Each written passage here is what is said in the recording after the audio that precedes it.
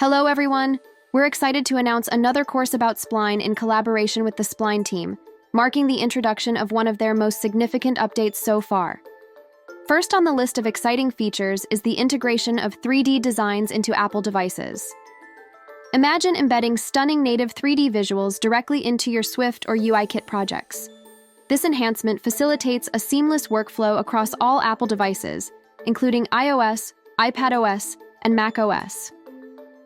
Thanks to its revolutionary metal-based renderer, your applications will not just display 3D content, they'll come alive with unparalleled realism and interactivity. And it doesn't stop there. Following the latest iOS integration update, Spline Mirror for visionOS now allows the spatial viewing of 3D content designed in Spline on the Apple Vision Pro. This significant step encourages us to welcome the future of design, where our creative visions can grow freely, supported by advanced tools and technology. We're excited to announce that this new course is available for free, courtesy of Spline's generous sponsorship. We have 3 more Spline courses, totaling over 10 hours of content. This one will focus on design to production with the power of Spline's native metal renderer, designed to elevate your 3D creations across iOS, iPadOS, and visionOS. Get ready to dive into the world of 3D design, no prior experience required. With Spline's innovative 2D approach to crafting 3D elements, learning has never been more accessible or exciting. With this course, you'll learn the art of designing from the ground up. We will begin by constructing a 3D base for our home model, covering how to utilize the Spline free library, and demonstrating ways to enhance our scene with materials, lights, and effects. Next, we will design this beautiful thermostat using the Cloner tool. We will also explore a newly released feature and learn how to create this specific particle animation. Spline also released this new feature, UI scenes. These function as 2D canvases, allowing users to design and implement 2D user interfaces. This facilitates their seamless integration with 3D scenes. Finally, we will recreate the Safari app icon for macOS and the Photos app icon for visionOS. Once our designs are finished, it will only be complete with the addition of some animations.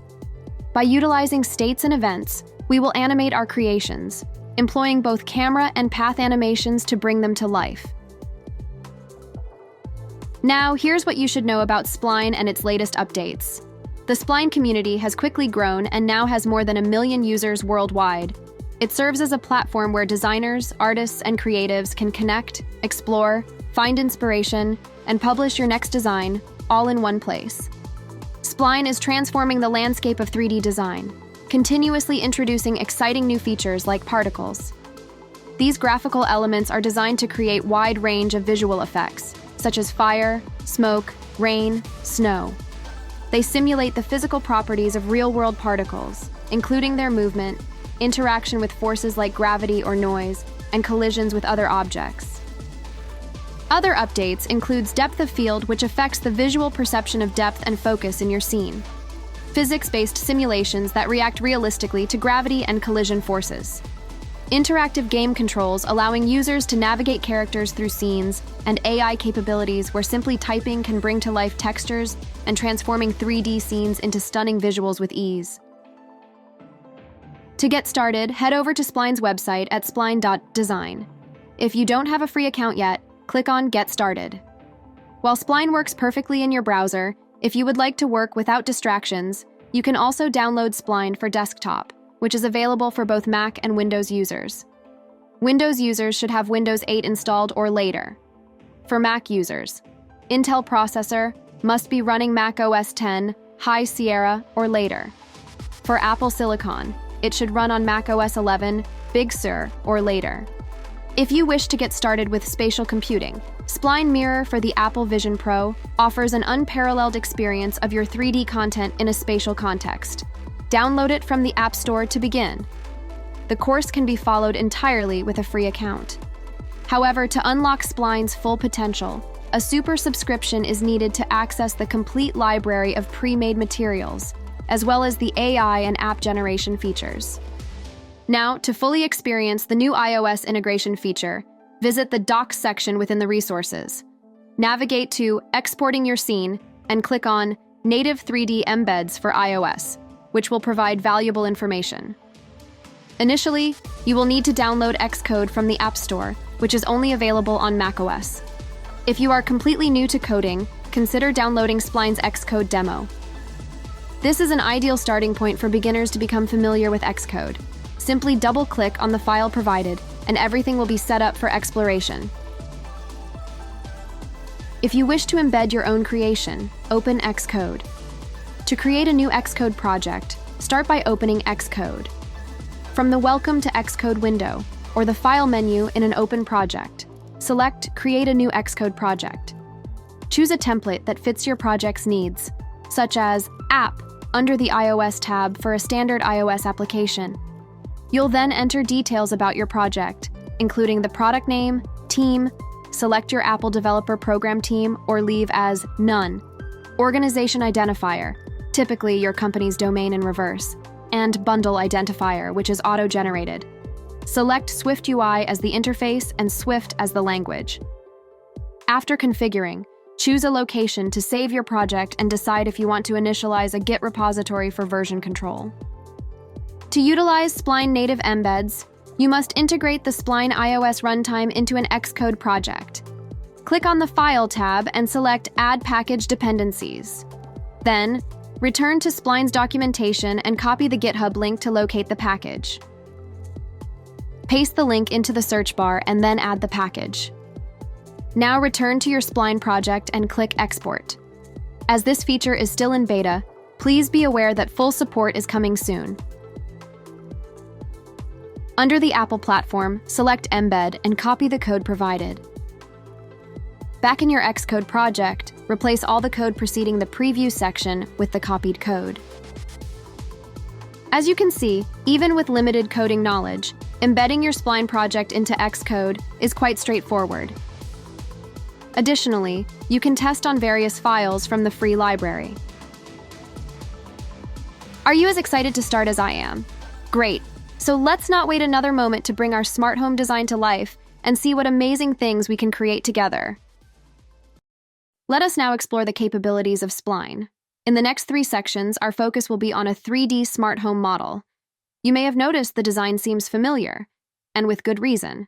We have chosen to adopt a more efficient approach by combining a previous design from Figma with a 3D model from an earlier Spline course, culminating in an innovative creation.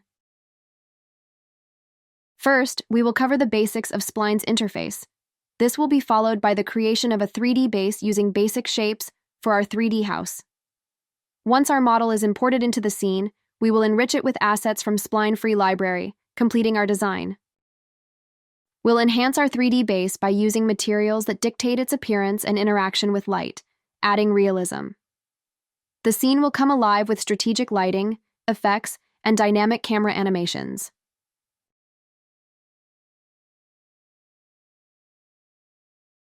Make sure to have Spline opened, either in the web browser or the desktop application. I am using the app, so let's create a new project by clicking on New File located at the top right, or on the plus sign if you're using the desktop application. The default file will appear like this, and it will display a rectangle shape, which can be removed if desired. To modify the background color of the scene, make the necessary adjustments here. The 3 main panels you will utilize in creation mode are as follows. The toolbar provides quick access to the most common objects, transform options, and special modes, like the vector tool or frame mode. We can also set the zoom value. It allows users to change their viewpoint closer to or further away from objects in the 3D space without altering the object's actual size or position. This functionality is crucial for 3D modeling and design, as it enables detailed work on complex models and scenes by allowing designers to focus on specific areas without losing the overall perspective of the work. Export options are crucial for transferring models or animations to different formats that can be used in various applications, such as game engines, other modeling software, or for rendering and visualization purposes. The play settings allow you to control numerous properties of your scene in play mode or when exporting. These settings range from determining the initial scene loaded for the experience to selecting the main camera for your scene. You can also remove the Spline logo from public URLs, viewer embeds, and code exports. Additionally, it is possible to hide the background color of your scene for embedding with a transparent background. Furthermore, you can define settings for page scrolling, the mouse cursor, and movements like orbiting, panning, and zooming, among others. Scenes can be shared via a public URL link, and the embed code allows for embedding scenes in platforms such as Notion, Webflow, and Framer. The Spline viewer offers a flexible approach to embedding Spline scenes into websites through a native HTML web component, ensuring compatibility with a wide range of web builders, frameworks, and browsers. Furthermore, it is now feasible to embed native 3D content in SwiftUI projects, generate pre-built Xcode projects from Spline, and create spatial experiences of 3D content on the Apple Vision Pro. Additionally, you have the option to export scenes as images, videos, and in various 3D formats, or save your scene as a Spline file. The play button or play mode is where you can see your scene in full glory. Rotate, pan, and zoom your camera, or see your interactions and animations come to life. Press on transform or the arrow icon to move, scale, and rotate an object. Press the plus icon to see a full list of available objects like regular and 3D shapes, particles, camera, and lights. The left sidebar displays the layers or objects within your scene. By navigating to the Assets tab, you gain access to the Asset Browser and the Team Library Manager. Additionally, it is possible to add new scenes to your project from this location. The right sidebar displays the Property panels, where you can modify the properties of either the entire scene or selected objects. This section enables you to adjust the size and colors of your objects, apply materials, and animate them using states and events. Spline Library provides access to two categories of complementary 3D models: objects and scenes. The objects are designed to expedite your creation process by incorporating them into your scenes. You'll also have the flexibility to modify these objects according to your preferences, including alterations in colors, materials, and geometry. After importing a scene, it will be opened in a separate file. This provides an opportunity to draw inspiration and learn from fully developed scenes within Spline. For beginners, this approach is highly recommended as an effective method to understand how to create specific material styles, animations, lighting effects, and more. Camera controls facilitates the navigation between different views through access points. You can select from two distinct camera views, orthographic and perspective. In the orthographic view, all angles remain parallel, offering a uniform view regardless of object placement. The perspective view adjusts angles based on the relative distance between the camera and the object, providing a dynamic representation of depth and space. Spline supports a diverse range of import options to enhance your projects, including images, SVG file, videos, and audio files. Animations crafted in external 3D software tools like Blender, Cinema 4D, or Maya can be exported as FBX or GLB/GLTF files and subsequently imported into Spline. This feature enables seamless integration of complex animations into your projects, enriching the visual dynamics and interactivity. To proceed with importing a Spline scene, open the file named Official Smart Home House Only. Make sure it remains open, as it will be used later in the course. Clicking on Help and Feedback grants access to a variety of useful resources, including links to Spline's social media platforms, ranging from Twitter and YouTube to Instagram. Additionally, it provides access to comprehensive documentation, offering detailed insights into the functionality of their tools. Lastly, you have the opportunity to explore a wide range of tutorials for inspiration and enhanced understanding of the available features. Let's transition to practical mode by creating our foundation with basic shapes. Begin by selecting the cube shape and placing it onto your canvas. Set both the X and Y values to 1500 and the Z value to 800.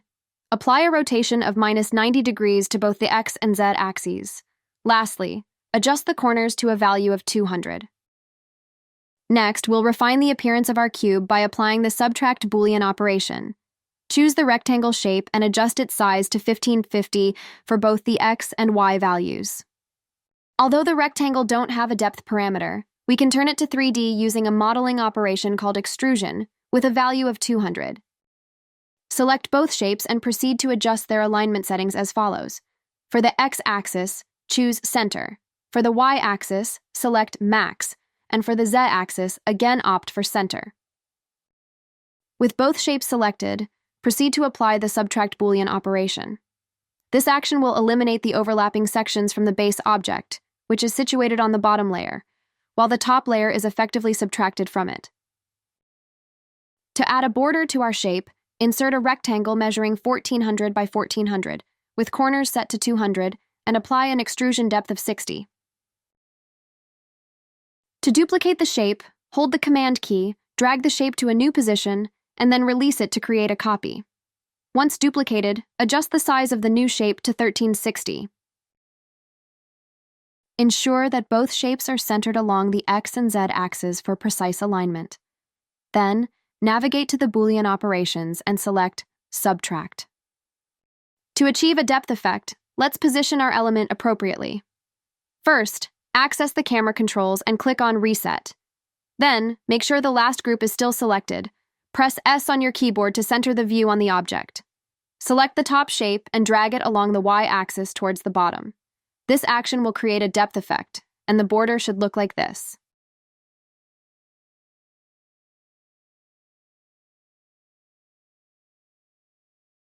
Now select both elements and align them to center on the X and Z axes, and adjust the Y-axis to max. Then, in the camera controls, click on Reset. Select the two groups and press S on your keyboard to center the view on the objects. Next, select the top group, which is the border in this case, and slightly drag it upwards along the Y-axis. This subtle adjustment makes the border appear as though it is emerging from the base, adding a refined detail to the overall design that enhances its three-dimensional effect and visual interest. To enhance organization, rename the bottom group to Base and the top group to Base Border. After selecting both groups, group them together and then rename this new group to Home Base. We have successfully completed the base of our 3D model. Next, we will enrich our creation by applying materials, integrating lights, and adding effects. Additionally, we will import our house model into the scene. Having learned to create a 3D base from the ground up, we will now focus on the next phase of our project, enhancing our scene. This involves adding materials and lighting to give our elements a more dynamic and engaging look.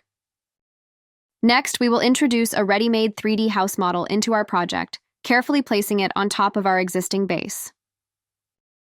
The final enhancements to our scene will involve the incorporation of elements from Spline free library and instructions on how to import them.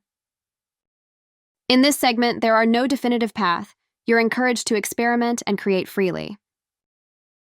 Now let's explore the purposes and applications of materials. Materials are essential for defining the visual appearance and surface qualities of 3D objects, enabling customization of color, texture, and reflectiveness. They enhance realism by simulating various surface properties, such as metalness or transparency, and control how objects interact with light, affecting their perception in the scene. The material library offers a convenient starting point with an array of pre-made materials at your disposal. Select the category that suits your requirements, incorporate it into your scene, and tailor it as necessary. This library encompasses a wide range of materials, from realistic to stylized aesthetics. Within each category, a select number of materials are available for free, while access to the complete library is exclusive to Super and Super Team subscribers. By default, any object on Spline includes two material layers, color and lighting. To alter the material, use the drop-down menu to choose from the available materials. Additionally, you can layer new materials over the existing ones by clicking on the plus sign. The sequence in which you arrange your materials will influence the final appearance of your element. You have the ability to drag and position the material according to your preference. You also have the option to adjust the default settings of your material, including opacity, color, and more. It is recommended to experiment with the order to achieve the most favorable result. If you want to save your final result for future use, click on the four dots icon next to material. Then click on the plus sign and rename it to save it. This allows you to reuse the same material on other elements without the need to recreate it from scratch. All material layers have their distinctive settings that you can modify, but they all share the same opacity and blending parameters. Now select the base group and proceed to apply a material. It's important to note that achieving the same result as depicted requires a super subscription, which unlocks all materials. If you do not have this subscription, you can utilize the limited free materials available or exercise creativity by crafting your own. By clicking on the settings icon adjacent to the material, you will access all the layers that make up that material. Everything is editable, allowing you to adjust it according to your preferences. For this exercise, navigate to the Spline library, select the transparent category, and choose Glass Noise 01. As demonstrated, a single click has added realism to our base. The material library is a quick way to get you started. For better contrast, I will change the scene background color to black. Next, apply the same process to the base border group. This time, utilize the search bar to look for metal. We will choose Metal Color and Shiny 03 from the results.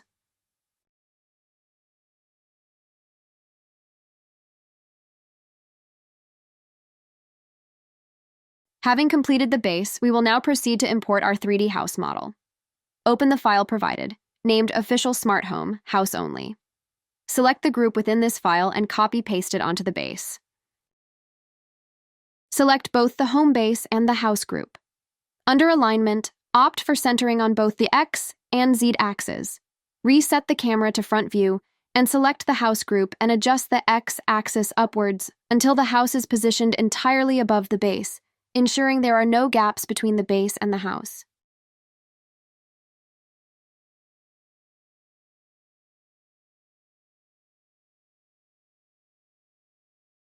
The application of materials dictates the interaction of objects with light within the scene. We will mimic this effect by introducing two lights. To achieve an effect very similar to the intended design, it is necessary to precisely position the home and base. The intersection of the red line, representing the x-axis, and the blue line, symbolizing the y-axis, marks position 0. Group the home base and house together, and rename the new group to Smart Home. For the position, set a value of 0 for the x, y, and z axes.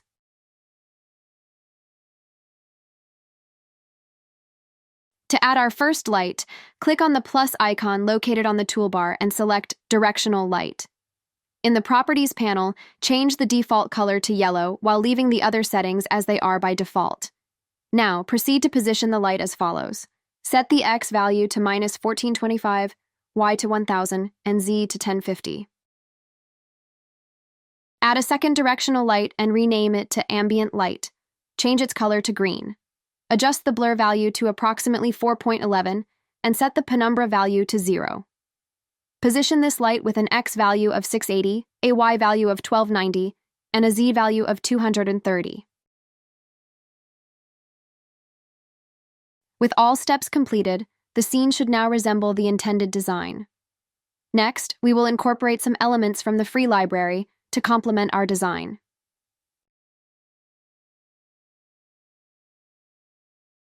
Begin by accessing the library and search for Plant. Select Design Plant, then double-click on it to incorporate it into your scene. Next, position the plant atop the stairs. This may require manual adjustments to ensure it is perfectly situated. Duplicate the plant and arrange its position according to your preference. To manipulate depth, drag along the y-axis. Switch the camera view to the front to ensure there is no gap between the plants and the base of the stairs. If needed, scale the elements to achieve the desired fit. Remember to click on the lock icon to preserve the proportions of your elements during this process. Proceed to add another element to your scene. Access the library once again and search for Flower Box. Upon selection, carefully view it from different angles to ensure accurate placement. Adjust its size and position as necessary to ensure that it is properly placed within the scene to achieve a visually appealing arrangement.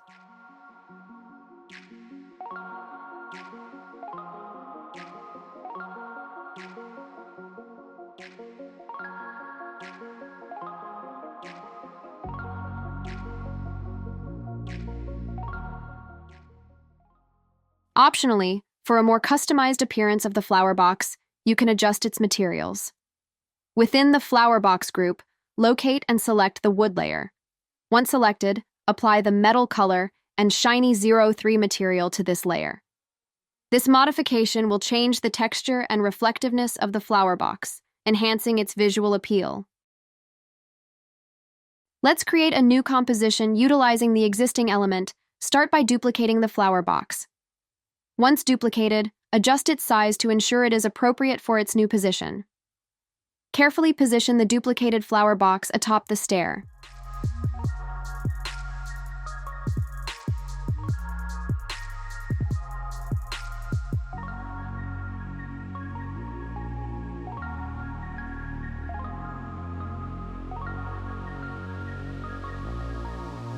Adjust the current flower box and hide all the flower layers.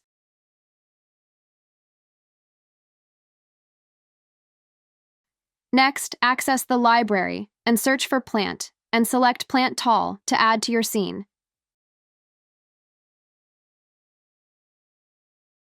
Position it on top of the flower box. To seamlessly integrate it into the composition, drag the Y-axis downwards, effectively hiding the bottom part of the plant tall within the flower box. This adjustment ensures that only the desired portion of the plant is visible, enhancing the overall aesthetic of the composition. Duplicate the plant tall 3 times to create a total of 4 similar plants within your composition. Align these plants properly to achieve a uniform and cohesive look. To do this, select the first plant tall and copy the Y and Z axis values. Next, apply these copied Y and Z axis values to the 3 duplicated plants.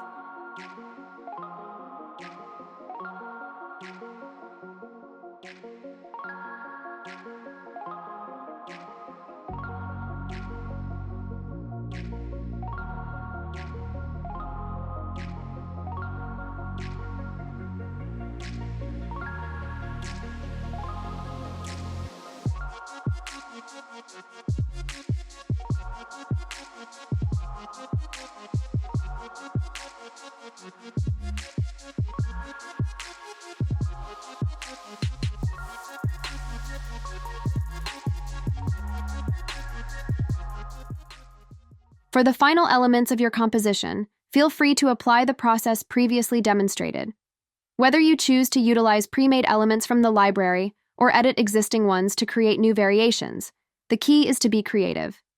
Explore different sizes and colors to bring a unique flair to your scene. Adjusting these aspects allows you to customize the scene to your vision, making each element truly your own. With the completion of our smart home composition, the next step before advancing to the effects is organizing and renaming your layers and groups appropriately. Proper organization is key to streamlining the animation process that we will dive into in the upcoming section. As we approach the end of our smart home composition, consider enhancing its visual appeal with the application of effects, or post-processing. This step will add a layer of sophistication and depth to your entire scene, affecting the overall mood and atmosphere. To activate post-processing effects, begin by deselecting all objects, which will reveal the default sidebar on the right-hand side. Navigate to the Scene section, where the Effects panel is located. Here, post-processing effects can be enabled. By default, all post-processing effects are turned off, but you can easily toggle them on or off by clicking on the eye icon. Activate the aberration effect. Then, access its settings and adjust the offset value to 1 for both the X and Y axes. Finally, modify the blending mode to soft light. Change the hue value to 0 and keep the blending mode to normal. Activate both the brightness and vignette effects without altering their default settings. Adjust the opacity to 36% for brightness and 38% for vignette. Ensure the blending mode is set to normal for both effects. Lastly, add noise to 20% and change the blending mode to soft light. We have now completed the design of our smart home scene. Next, let's proceed with the additions of animations. To enhance the dynamism of our scene, we have 2 methods at our disposal. First, we can animate each element individually. Alternatively, we can introduce camera animation to add movement. To implement camera animation, we must add a camera that can be done in two ways. The first method is by clicking on the plus icon and selecting Camera. The second method requires navigating to the viewport, then selecting Add New Camera from the drop-down menu. Within the camera view, there are two distinct types to consider: perspective and orthographic. In the perspective view, all angles change based on the distance from the camera to the object, creating a sense of depth and dimension. The orthographic view ensures that all angles remain parallel, offering a uniform representation of the object regardless of its distance from the camera. You can revert the camera's position to a frontal view by clicking on the Reset button. With a camera added to the scene, the next step is to introduce states to start the animation. A state refers to a specific condition or configuration of an object at a given time. States are used to manage and control the behavior of objects in an animation, allowing for more complex and dynamic interactions. When adding new states, it is essential to select the camera within the viewport rather than the personal camera. Failing to do so will result in an inability to observe the changes when switching between states. The base state acts as the default view of our scene. We will now adjust the camera's position for our subsequent state, referred to as state. You may follow the given positioning or apply your own creativity.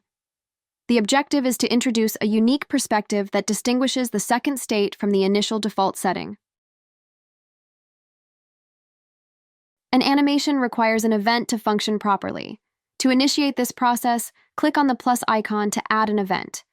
By default, the Start event is displayed, and this will trigger all the actions inside as soon as the scene loads. For the action, select Transitions. It's used to make an object transition between multiple states, and they are a core function of adding interactivity and animation to your scenes. Select Camera as the target and add a duration of 4 seconds for the transition between the initial and second states. In the context of animation, easing methods determine the progression of an animation from its starting point to its end point. These methods significantly affect the velocity and dynamics of the animated objects, influencing how the animation appears and feels to the viewer. Linear means the animation progresses at a constant speed from start to finish. Easing creates more natural movements by varying the speed of the animation at different points.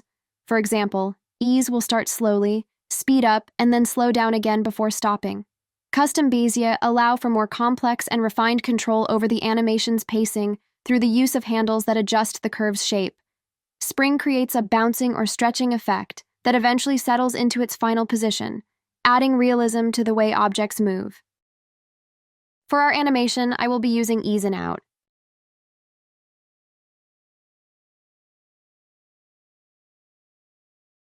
Now, let us explore the animation further by adding 2 additional states.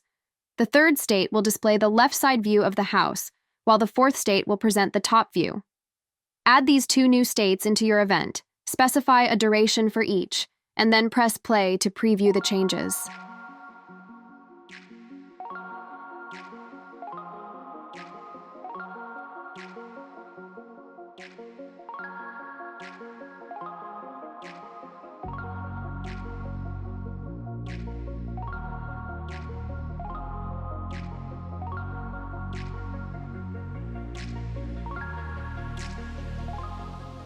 Let's complete our animation by incorporating a full rotation view of the house, achieved by adding 3 additional states: a back view, a right side view, and the final state, which returns to its original position. Conclude the event by integrating these new states and finalizing it with a specified duration between each state.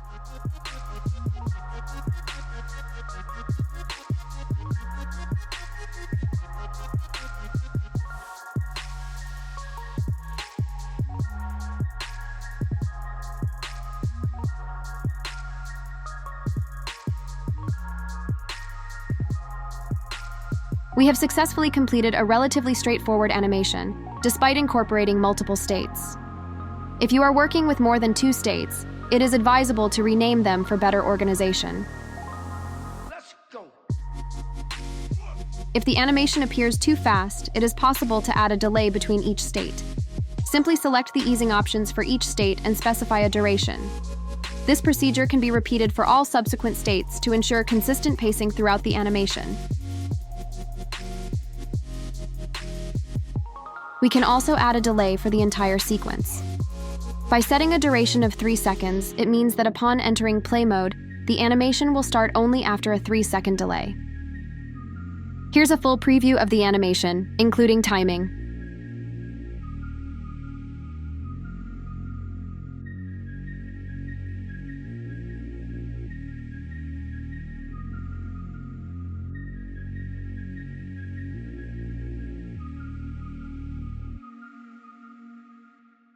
Let's explore another type of animation by targeting a specific element. Follow the same procedure as seen previously, but this time, select the Smart Home group. Introduce a second state and execute a full 360-degree rotation on the y-axis. For the transition, specify a duration of 30 seconds. Given that an active camera animation is already in place, you can hide the start event to show only the Smart Home animation. This animation will complete a full rotation on the y-axis by the end of the 30-second duration.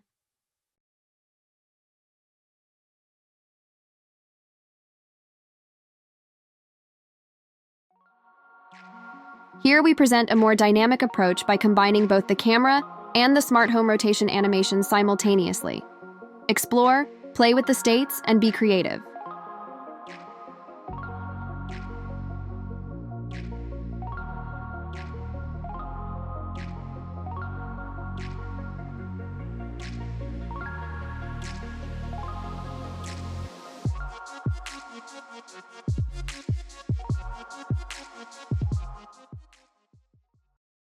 Having completed the smart home scene, we will jump onto this new design. Our goal is to redesign this thermostat from scratch, using basic geometric shapes, materials, and the cloner tool for object duplication and arrangement. The process will include the design of buttons and components, and we will elevate the project with the addition of path animation, adding a sophisticated final touch. So let's begin with the base. Add an ellipse measuring 354 by 354. Ensure the ellipse's position is centered with 0 on the X, Y, and Z axes. Proceed by setting the extrusion to 80 and adjusting the bevel to a value of 2, including the bevel sides.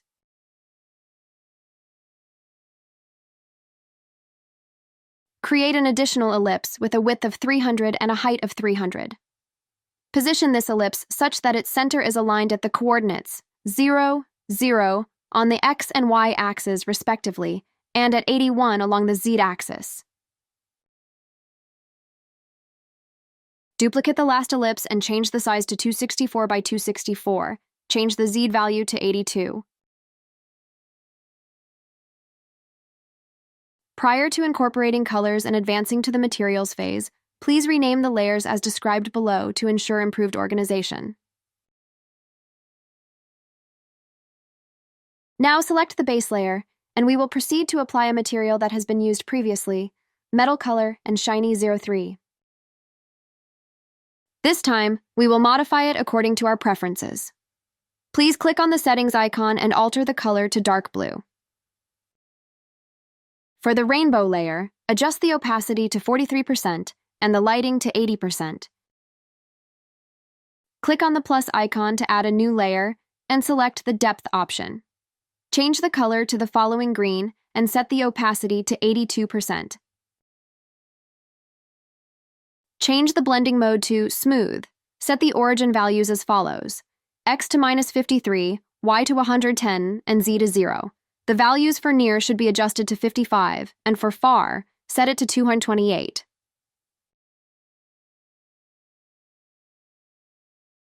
Change the second color to purple and adjust its opacity to 0%.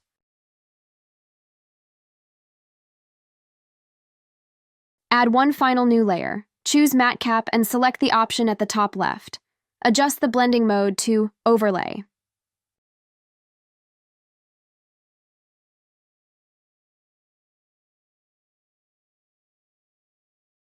Now, select Ellipse 1 and change the color layer to Outline. For the outline, set the color to white with a width of 1. Adjust the layer's opacity to 10% and hide the lighting layer.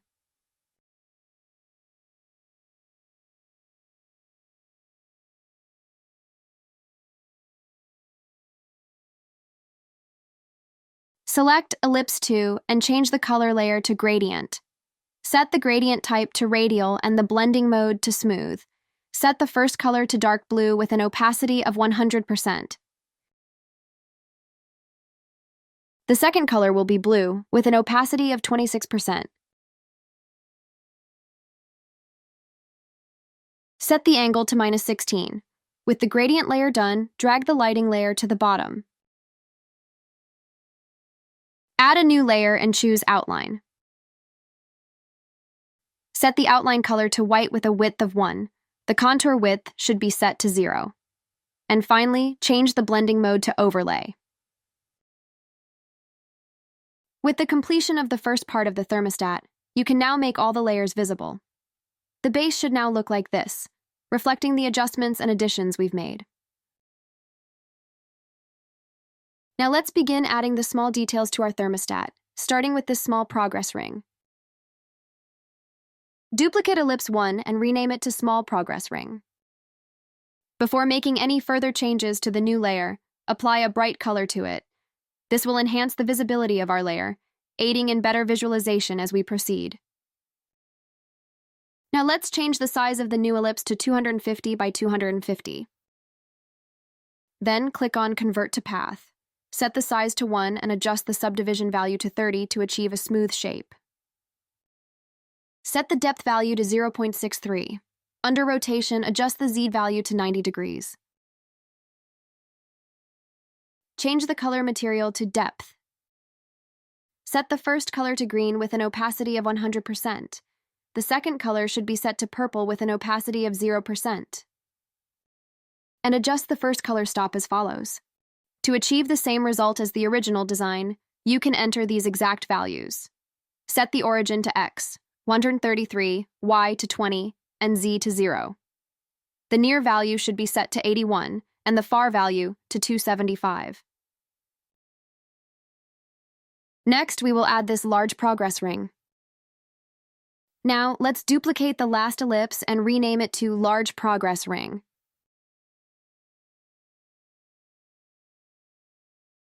Adjust the ellipse size to 280. Change the path extrusion shape to a rectangle with a size of 18. And under Scale, change the Z value to 0.50. Now let's edit the depth layer. Place the second color stop as follows. For the origin, set the X value to 105, Y to -13, and Z to 0. The near and far values should be set to 81 and 236 respectively. Please note that we have provided our precise values to closely replicate the original design. However, you are encouraged to explore the settings by adjusting the handles for a more intuitive experience. As you manipulate this specific point, it will alter the origin values. Additionally, adjusting the other two handles will influence the color stops as well as the near and far values. Therefore, you are invited to experiment with these values according to your preferences. We will now continue with these center dashes. Next, proceed to import an SVG file located in the Assets folder by selecting the file named Center Dash. If the element isn't visible, modify the Z value to bring it forward. You may also ungroup the layer from its current group and rename it to Dash Center. Set the extrusion value to 1. Then scroll to the bottom and activate the Cloner tool. The Cloner tool allows for the duplication and arrangement of objects in specific patterns or according to the shape of another object. It also offers the ability to randomize these duplications, enabling the easy creation of generative movements. For our design, select the radial type and you may hide the base layer. Set the alignment option to Yes. Change the count to 80, as this will create 80 copies of the dash into a circular path. Set the radius to 99 and adjust the rotation of the Z-axis to 180 degrees. Add a new material and set it to Depth. Change the first color to purple with an opacity of 100%. Add a second color stop, using the same shade of purple but with an opacity of 2%. Finally, set the last color to white with an opacity of 0%. Set the position to world and input the following values for the X, Y, and Z axes: X to 0, Y to 101, and Z to 192. Set the near value to 130 and the far value to 261. Finally, set the color material to 2% opacity. The next step involves adding the dashes located at the upper portion of the thermostat. Insert a rectangle measuring 1 by 20 and modify its color to white.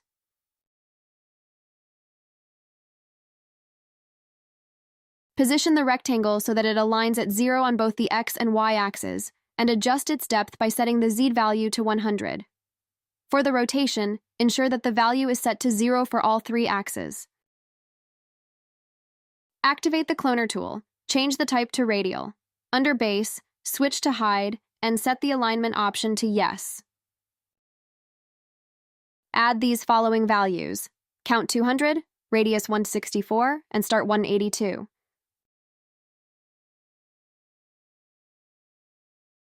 Adjust the rotation on the Z-axis to -90 degrees.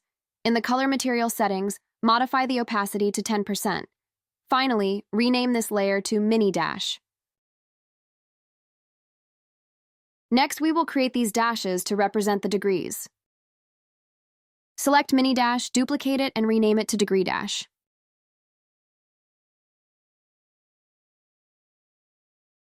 Adjust the radius value to 141. Decrease the count to 40 and set the start point to begin at 0. For the shape size, reduce the Y value to 16. Now, scroll to the bottom of the panel and click on Convert to Instances. Components are objects that can be reused multiple times throughout your scene, and whenever there are changes made to the main component, all instances will update accordingly.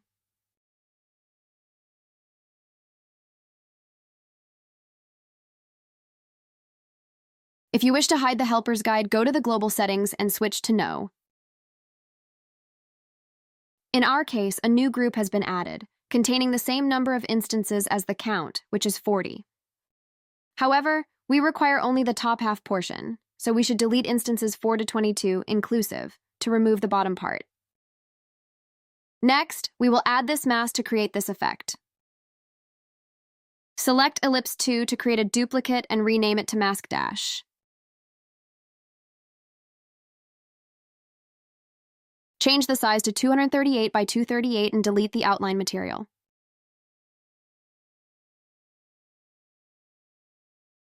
Now, let's modify the existing gradient material.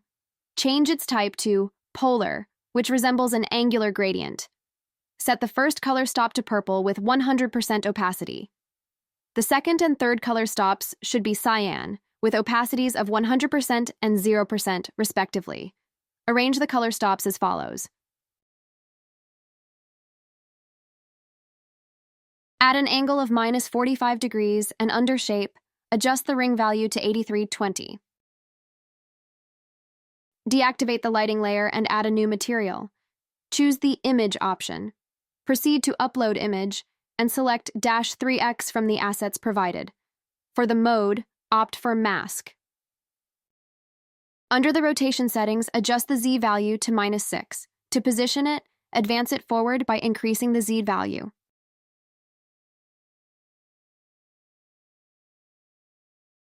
Before proceeding to the next step, organize your layers by grouping them together and renaming the group to Thermostat.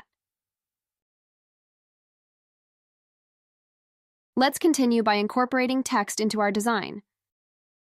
Select the Text tool, setting the size to 30 by 20. Should you desire to replicate my style, apply the following settings accordingly. For the next 3 texts, the font will be Inter, Regular, and size 15. The first text content will be 10 degrees. To add the symbol, press Shift plus Option plus 8 on your Mac keyboard. For optimal alignment, select the text layer along with the thermostat group and position them accurately on the X and Y axes. Utilize the guides for assistance. Repeat the process for the other two texts. Update the content, rename the layers, and align them accordingly.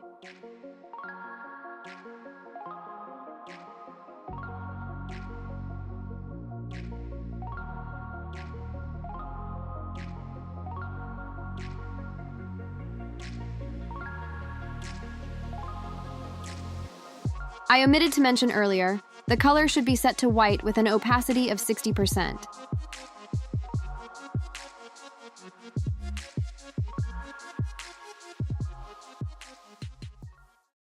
For the subsequent text, set the frame size to 120 by 60, utilize a font size of 62 using Inter with a medium weight, and apply the color white at 100% opacity. The content will display 22 degrees.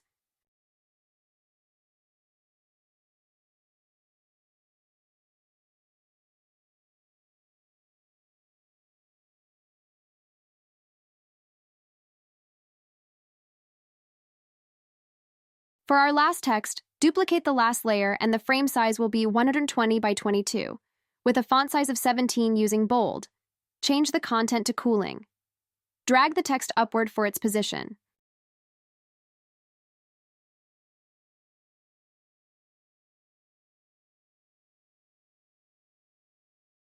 For the next step, we will incorporate the final elements into our thermostat by creating this button knob. Before proceeding, ensure that you properly rename your text layers and organize it into a text group. Then, drag it into the thermostat group. Additionally, ensure that your layers are positioned precisely to avoid any gaps between them, ensuring they are closely aligned with the base layer.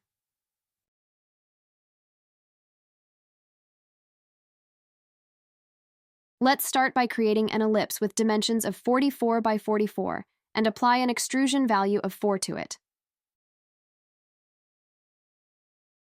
Following this, duplicate the layer and adjust the dimensions to 36 by 36.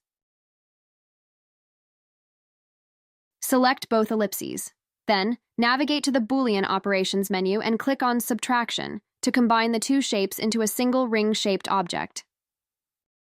Select the smaller ellipse and adjust its position forward along the Z-axis. This action will introduce a depth effect to our shape, creating a more three-dimensional appearance. Make a copy of the smaller ellipse and take it out of the Boolean group. Next, change its dimensions to 34 by 34. This change will mimic the appearance of the ellipse moving through the larger shape. Adjust its position along the Z-axis to visually demonstrate how much it extends beyond the larger shape. Group all of the ellipses together and rename the group to knob. To add realism, let's apply materials to our elements. Select the Boolean group and change the default color to blue. Add a new material named Rainbow and position it below the lighting layer. Then change the blending mode to Screen. Add a fourth material and choose Depth as its type. Set both color to cyan, with the first one at 0% and the second at 100%. Arrange the color stops as follows.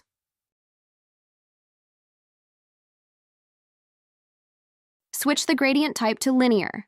Adjust the Y value of the direction to -21. Then, set the near and far values to -29 and 26 respectively. Incorporate the final material and select Matte Cap to project a texture onto the shape. Select the first option on the top left and change the blending mode to Screen. With the effect completed, save time by copying its materials from the Boolean group and pasting them onto the single ellipse layer. This process will replicate the exact same effect. However, we will make slight modifications to create some contrast. Remove the rainbow layer, then adjust the lighting layer's opacity to 80% and change its blending mode to overlay. On the depth layer, arrange the color stops as follows. Reset the Y value of the direction to 0. Adjust the near and far values to -20 and 7 respectively. Change the blending mode to overlay. Add a new outline material and set the outline color to white with a width of 1. Adjust the layer's opacity to 50% and change its blending mode to overlay.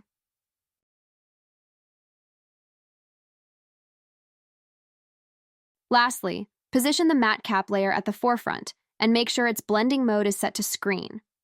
This completes the creation of a vivid and attractive knob button, enhanced by its reflective qualities.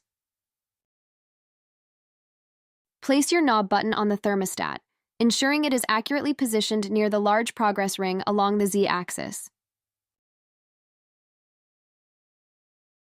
To finalize our thermostat design, we'll incorporate the temperature controls. We'll also cover the process of converting them into a component for easy reuse and management. We will add a plus button, closely resembling the knob button. Begin by replicating the knob group, renaming it to plus button, and positioning it at the thermostat's base.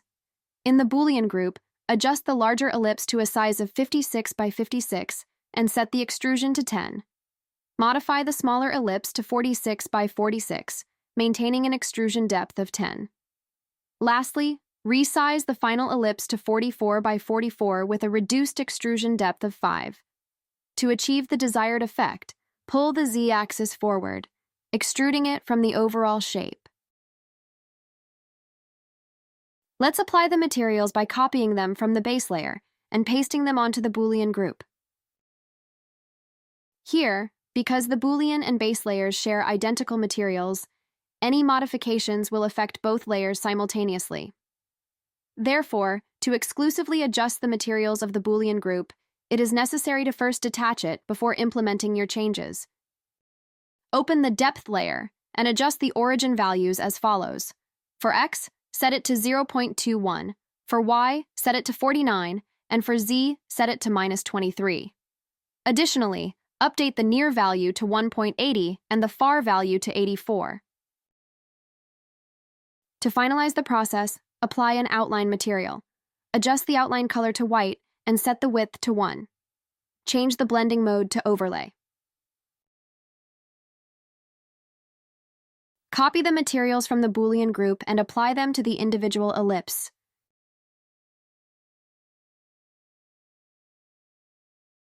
Modify the depth layer by adjusting the origin values. Set X to -7, Y to 16, and Z to -7. Update the far value to 37 and arrange the color stops accordingly.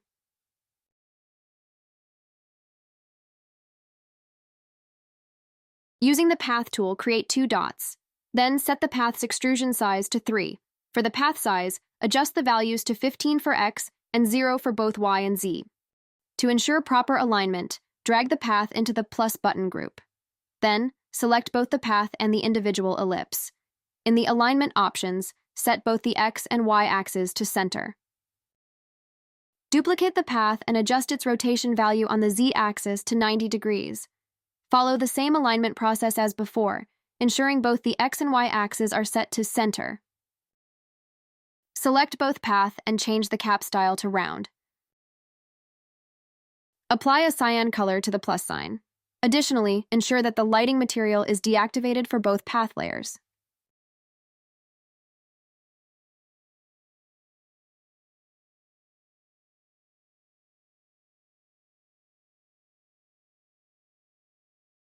Now, let's transform our plus button into a component, indicated by 4 dots. Next, duplicate it to generate an instance of the component.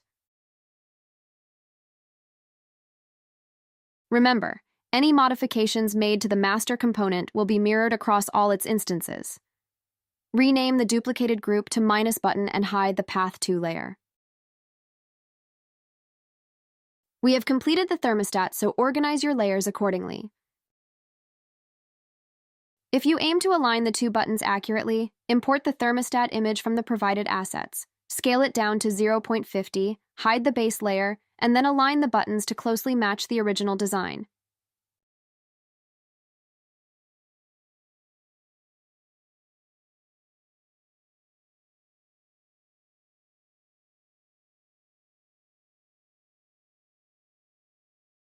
In the upcoming section, we will delve into animating our thermostat.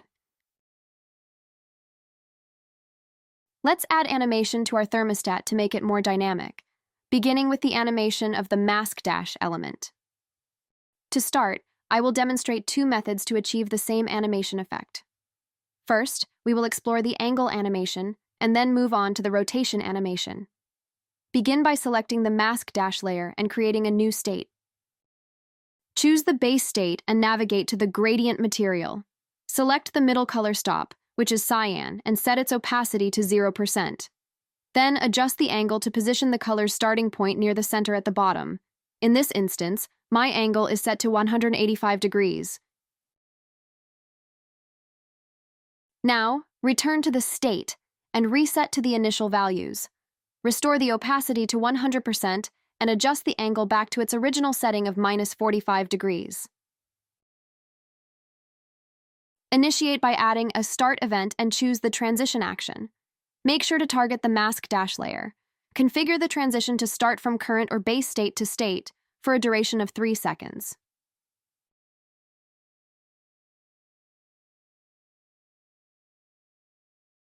For the second animation variation, follow the same procedure for the base state as before. However, instead of adjusting the angle attribute, rotate the layer so that it originates from the middle bottom position, which, in this instance, is approximately 223 degrees. The process for adjusting opacity will remain unchanged. For the state, revert to its original values.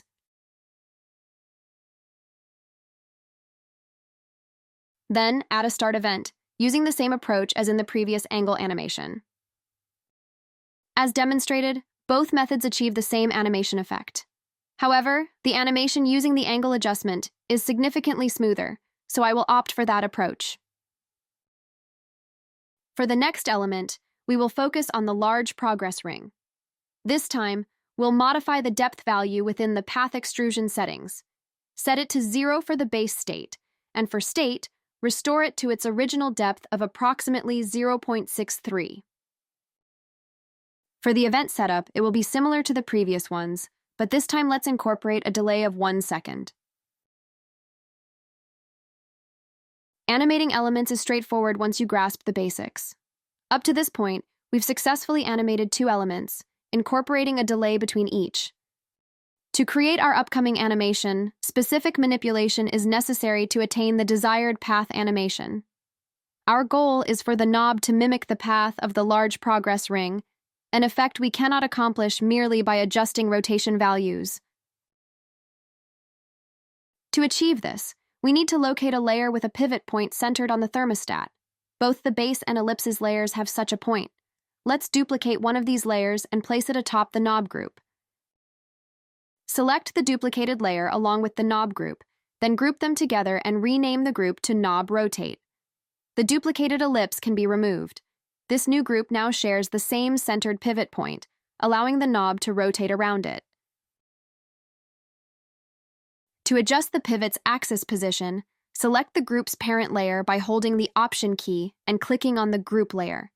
You can then reposition it to any desired location.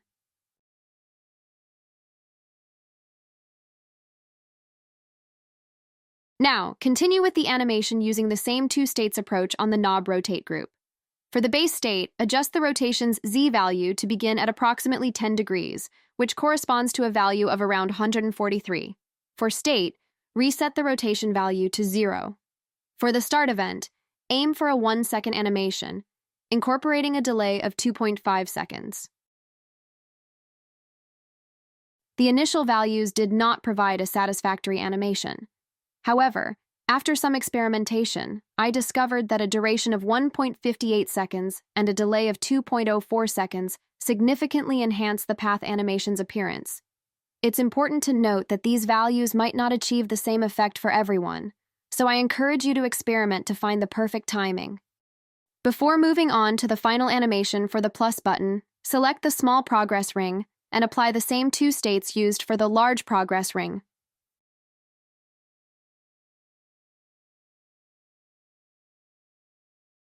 Then, right-click on the large progress ring layer, choose Copy Events, and paste them onto the small progress ring layer.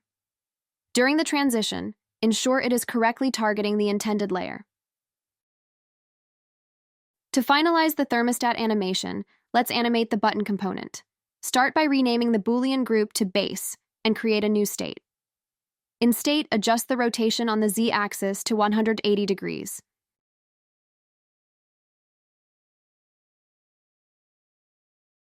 If not already grouped, combine the ellipse and the two paths and rename the group to button. Select the ellipse and apply the same state as you did for the base group, but this time use a rotation value of -180 degrees.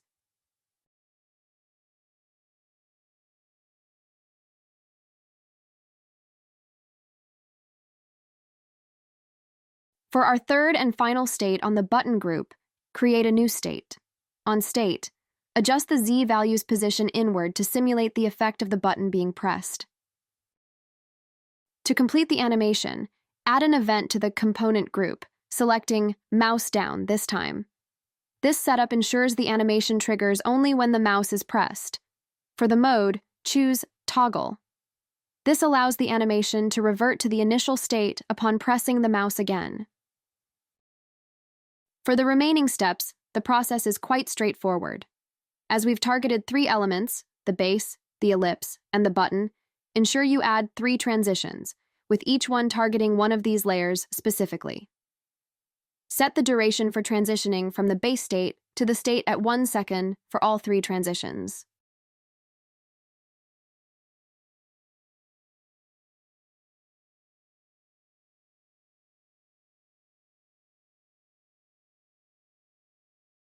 Let's preview the button's final animation. As you can see, we can toggle the button's state between pressed and unpressed using the mouse down event, accompanied by a simultaneous beautiful rotation of colors. We've successfully finished designing our thermostat from scratch and introduced movement to it. Make sure to dive into the animations and craft something extraordinary. Before we proceed to the visionOS segment, let's apply the techniques we've previously learned to create a 3D app icon from scratch. What precisely defines an app icon? An app icon is a visual symbol for a software application, designed to be unique and memorable. It serves as a clickable shortcut for users to access the app on their devices and stands out in app stores. These icons reflect the app's essence and adhere to design guidelines of operating systems like iOS or Android, playing a key role in attracting users and enhancing user experience. We will be recreating the Safari app icon. Here are the values of the directional light that we will use. Begin by creating a base. Add a rectangle measuring 1024 by 1024 with corners rounded to a radius of 268 and apply an extrusion depth of 60. Add an ellipse with dimensions of 888 by 888, set the sides value to 128, and apply an extrusion depth of 110. Select both layers and ensure they are aligned along both the X and Y axes. After alignment, apply the subtraction Boolean operation. Following this, move the ellipse layer inward to achieve a depth effect. Rename the group to Frame and alter its color to white. To facilitate easier follow-up, position the frame at 0 on all 3 axes. First, duplicate the ellipse and move it out of the group, setting its position to 10 units along the Z-axis. Then, reset the extrusion depth back to 0 and switch the color material to a gradient. Incorporate 2 specific shades of blue, ensuring both are set to 100% opacity, and adjust the gradient angle to 60 degrees.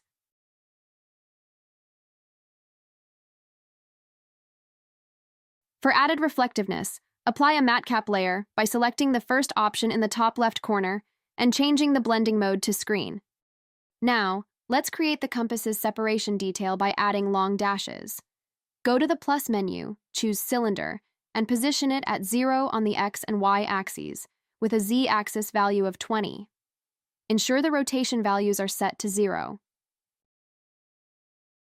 Adjust the cylinder's dimensions to a width of 10 on the X-axis, a height of 78 on the Y-axis, and a depth of 10 on the Z-axis. Set both the top and bottom values to 1. Change its color to white with the lighting layer set to overlay. Scroll to the bottom to enable the cloner tool. Select the radial type and make sure to hide the base. Configure it with a count of 36 and a radius of 370. Set the alignment to yes, leaving all other values unchanged. Rename the current layer to long dash. Then duplicate this layer and rename the copy to short dash for creating the smaller separations. Adjust the z-axis rotation value to 5 degrees. Then, update the size's y value to 45 and modify the radius value to 386. Now, let's proceed to add the final element to the Safari app icon. To achieve precision, consider importing the provided icon image in the Assets folder for reference. Add a triangle to form the top half of the needle, setting its width to 108 and its height to 410. Then, select both the reference image and the layer, aligning them along the x-axis. Ensure it is accurately positioned on the y-axis. Let's make minor adjustments to our triangle. In the Shape properties, click on Edit and select the top point so it targets only that one. Add a corner radius value of between 40 to 50, according to your preference. This adjustment will slightly alter the height, so ensure you readjust it back to 410 and reposition the shape accordingly.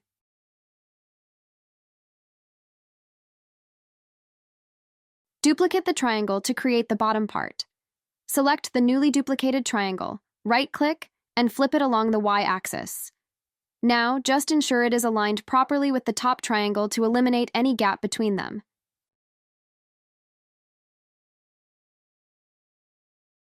Rename the bottom part red and the top part white, then adjust their colors to match these names respectively.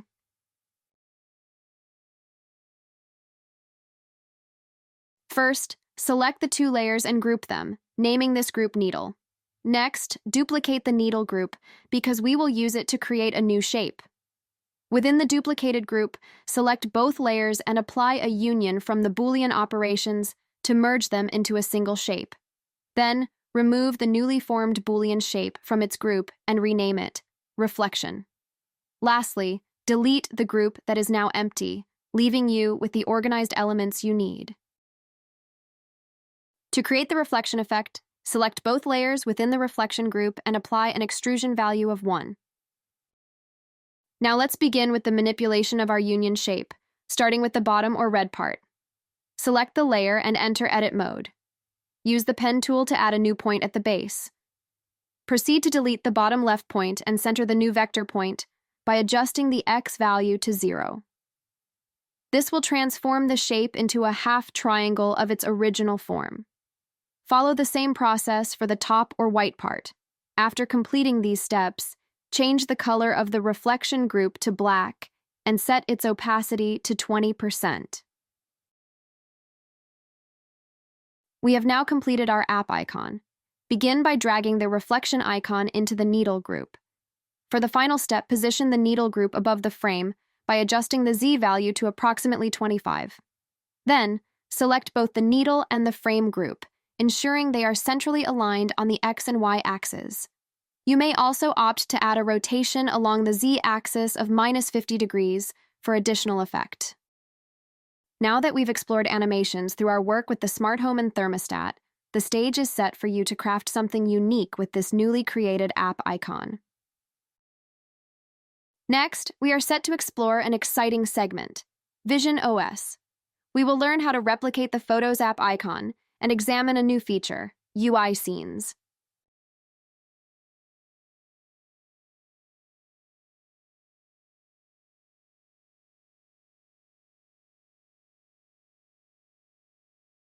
In this section, we'll explore how to craft an exceptional icon design using the visionOS Photo app icon with Spline. visionOS app icons are not just symbols, they're experiences. Circular in shape, they possess a background layer with 1 or 2 additional layers, creating a mesmerizing three-dimensional object. As users interact with them, they subtly expand, inviting exploration. Let's jump into Spline and set up our canvas for creating the app icon. Begin by adjusting the frame size to 1024 by 1024 pixels for high-resolution output. To maximize visibility, set the guide to 0%. Next, let's add a background layer to our icon. We'll use a rectangle shape to achieve this. Set the frame size to 1024 by 1024 pixels. Create a rectangle with dimensions matching the frame size, filled with a white color. Adjust the corner to 700 to achieve a rounded appearance. Apply an extrusion of 16 for depth and add a subtle bevel effect for realism. Set bevel to 20 and bevel sides to 10. Now, let's add our first foreground layer. Create a rectangle. Position the object in the center. Set the dimensions 240 by 366 pixels. Round the corners to 300 for a soft, organic shape. Choose arc for roundness. Give it some depth by extruding it to 16 units. Adjust the bevel and bevel sides to 2.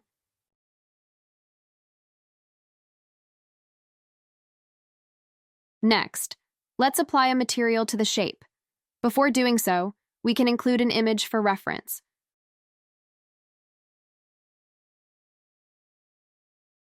Let's select the rectangle and rename it Rectangle and Background. Apply a vibrant orange color to the shape using the dropper tool. Change opacity to 80%. Apply the overlay effect to the lighting. Let's add a gradient by clicking the plus icon and selecting depth. Shift the origin to the bottom center and adjust the distance as demonstrated, with 0% opacity of black on the first stop and 100% on the second stop. Add an overlay effect. Add a rainbow effect with a screen blend mode, then adjust the intensity to 30%. This will create a reflection effect. Now we'll create a beautiful floral element using a cloner tool. Navigate to the cloner panel. Choose the radius type. Hide the base shape and set the count to 8 for a full bloom. For alignment, select Yes. With a radius of 206, achieve a natural arrangement. And there you have it, a stunning floral element. Next, I'd like to add color to individual petals. To do this, we need to convert them to instances. Go to the cloner panel, then click on Convert to Instances. This is the main component, and these are the instances. Additionally, duplicate the group of instances that we will work on later. Let's bring back the photo reference to replicate the colors. We can hide this duplicate for now. Then let's rename the first group to Layer 1. Expand all the instances. Select all the rectangles by holding down Shift plus Command and clicking on each rectangle. Next, navigate to auto spacing. Optionally, adjust the rotation on the y-axis to 5 degrees if you desire this look. The shadow is too strong here, let's decrease to 30. Now let's add color to each individual petal and use the dropper tool to clone colors from the reference image. Repeat the steps by selecting each rectangle and clone the color until you are satisfied with the appearance. Now let's focus on the second group and rename it Layer 2. Ensure that the groups Layer 1 and Layer 2 do not merge together. We will use the same shape as Layer 1, but this time we will employ a different technique using a Boolean modifier. Here's how to detach them. Expand Layer 2. Select all the instances, then right-click and choose Detach Instances from the menu. This will detach it from the main component. Next, click on Ungroup, and then delete the group by pressing the Delete key on the keyboard. Now select all the rectangles. I want to change the extrusion to 6. Let's arrange and rename the layer correctly. Okay, select Rectangle 1 and Rectangle 2. Then press Command plus D to duplicate them. Next, go to the Boolean modifier panel. In the operation row, choose the second icon, which is Intersection. This creates an object from the parts where the selected objects overlap. For better visibility, let's change the color to another one. Let's repeat the step. This time, select Rectangle 2 and Rectangle 3, then duplicate them. Continue this process until you reach 8 shapes. All right, select all the rectangles, then delete them since we won't need them anymore. Next, we are going to repeat the process. Select each shape one by one and use the dropper tool to copy the color. Once you are satisfied with the color copying, we can duplicate this group and rename it to Layer 3. Alright, let's follow the same process as before. Select Boolean 1 and Boolean 2, then duplicate them. Next, navigate to the Boolean modifier panel. In the operation row, choose the intersection icon, which will overlap the objects. Let's repeat the step. This time, select Boolean 2 and Boolean 3, then duplicate them. Go to the Boolean modifier panel and choose the intersection option. Continue this process until you reach 8 shapes. We can delete the old shapes that we no longer need. To avoid confusion, it's better to organize and name the layers properly.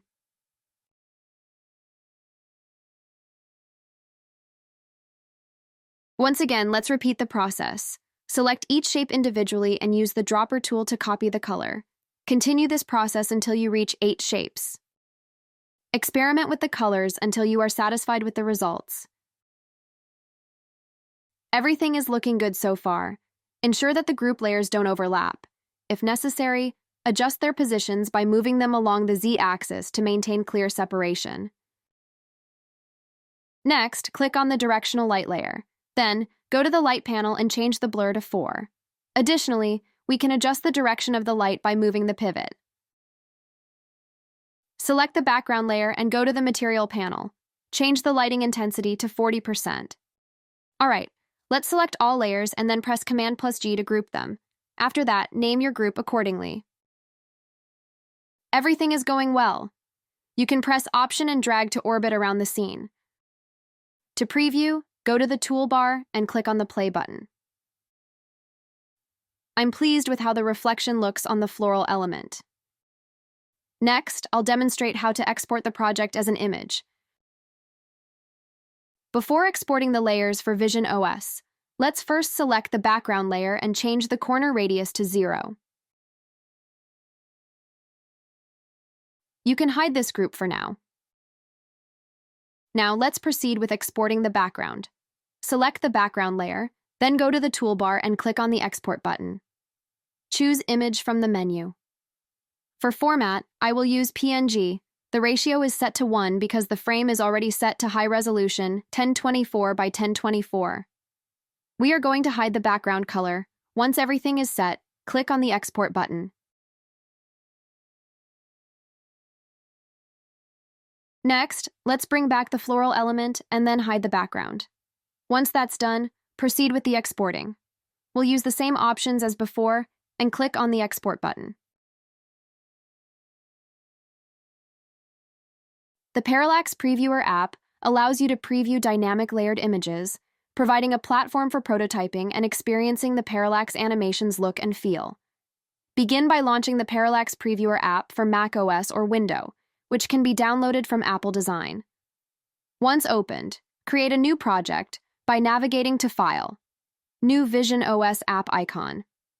Next, import each layered app icon image that was exported from Spline into the layer list.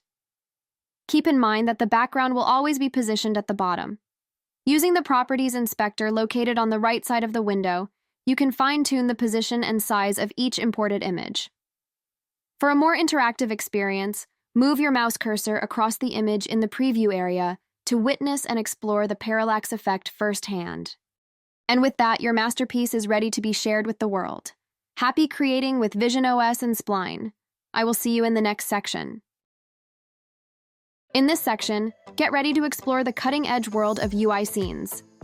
We're delving into this amazing feature in the Spline editor that brings together 2D and 3D elements like never before. The cool part? The 2D elements you create can interact with and trigger actions on any 3D object. This setup makes it super easy to create user interfaces that perfectly mesh with your 3D environments, making the whole user experience smoother and more intuitive. Let's get started on making our very own UI scene. Here's how to kick things off. First up, locate the Scenes panel on the left sidebar. Next, click on the plus icon positioned at the top right corner. Now, from the options that pop up, choose New UI Scene. UI Scenes is an early preview, so expect bugs. More features and improvements are coming soon. Go to the toolbar and click on the frame icon. Now, let's cook up a slick window with all the right ingredients. Position it center X0, Y0. You'll find that the settings here are quite similar to those in Figma. If you're already familiar with Figma, this will be a breeze for you. Let's navigate the right side, where the property panels reside. The position and rotation panels allows for precise object placement and orientation, ensuring your creations align perfectly within the 3D space. The constraint setting provides consistency in size and position, regardless of changes to the scene or parent objects, ideal for maintaining design integrity. Within the shape panel, you can adjust dimensions and corner styles, granting you full control over the shape and form of your elements. The fill setting offers a spectrum of customization options, from selecting colors to adding strokes, background blurs, drop shadows, and inner shadows, allowing you to add depth and definition to your designs. Lastly, the toolbar provides quick access to a variety of predefined shapes, simplifying the creation process and accelerating your workflow. Let's continue what we started. Go to Shape Panel. We'll give it a size of 320 by 288. The corner radius will be around 32, and color it a smooth gray with a hint of 30% transparency. Set the stroke to crisp white with a subtle 10% opacity, keeping it inside and 1.4 pixels thick. And for a background blur, cranked up to 100. Moving on to shadows, we won't be utilizing inner shadows for this design. Add a shadow with a blur of 50. Color at 20%. A offset of X-60 and Y50. Navigate to the toolbar and select the UI frame tool. We'll add a UI frame sized at 52 by 52. Change the color to white and set the corner radius to 30.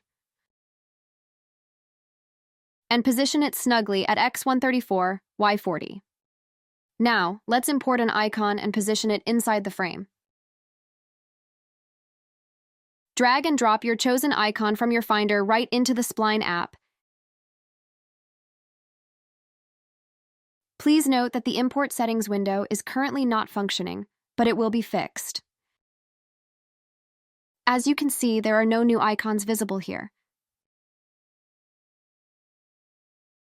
As you can see, the drag and drop technique works quite well. Position the icon at X134 and Y40, then we can move it inside the main frame. We can remove what we don't need.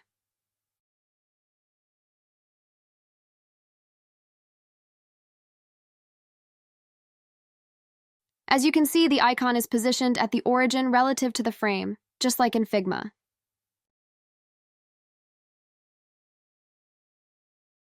Now, I want to set the opacity of this frame to 30%. Now let's incorporate a text field. Navigate to the toolbar and select the text icon. Set the size of the text field to 320 by 100 and position it at X0. Then, input your desired text into the content field. Configure the text color to white. Choose the interfont with a size of 19. Bold weight, and align it both horizontally and vertically to the center. No UI is complete without interactive elements like buttons. Let's create one. From the toolbar, select the UI icon. Designate dimensions at X280 and Y44. Position it at the center horizontally and at Y204 vertically.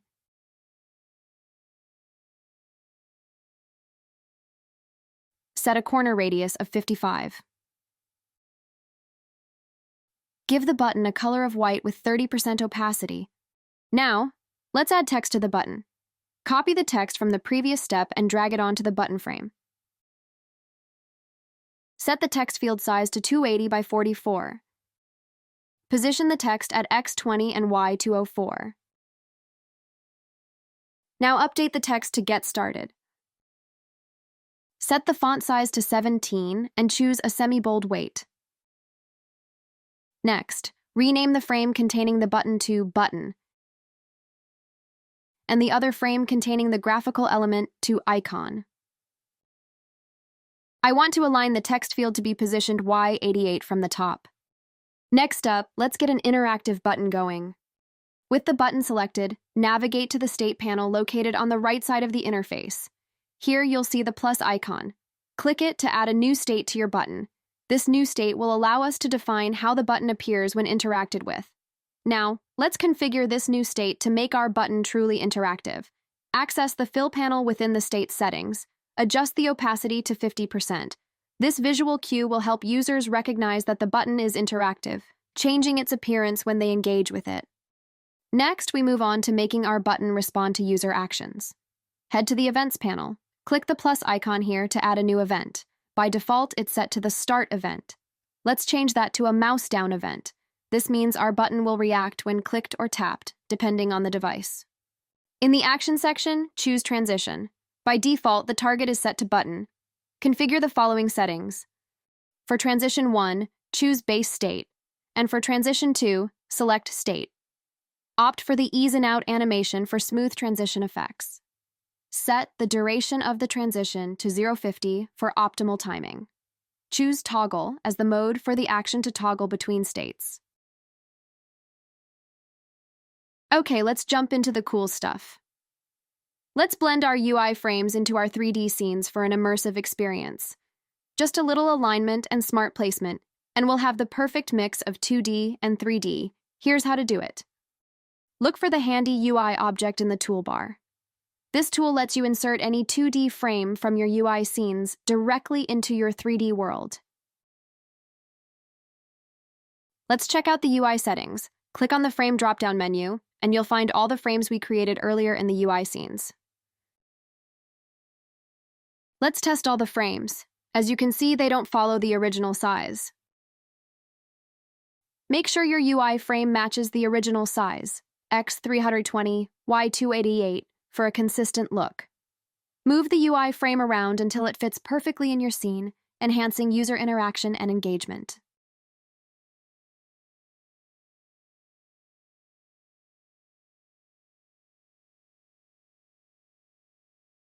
Enjoy real-time synchronization between your UI and 3D scene. Any changes you make to the UI are instantly reflected in your 3D environment. Adapt your UI frames effortlessly to different contexts or explore various design variants with ease. Experience a paradigm shift in 3D content creation. The seamless integration of 2D and 3D in UI scenes will revolutionize your workflow.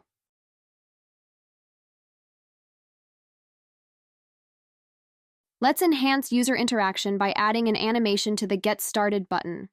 Upon clicking, the smart home will spin, adding an engaging touch to the interface. To achieve this, we'll add a new transition specifically for this animation. Target the smart home object for the animation. Define two transitions, one for the base state and one for the spinning state. Set the animation curve to Ease in Out for smoothness. Adjust the duration to 20 seconds for a gradual and seamless spin. Once set up, switching to spatial mode allows for scene configuration, and you can then preview the animation to ensure it functions as desired. This dynamic animation enriches the user experience, making interactions more delightful and memorable.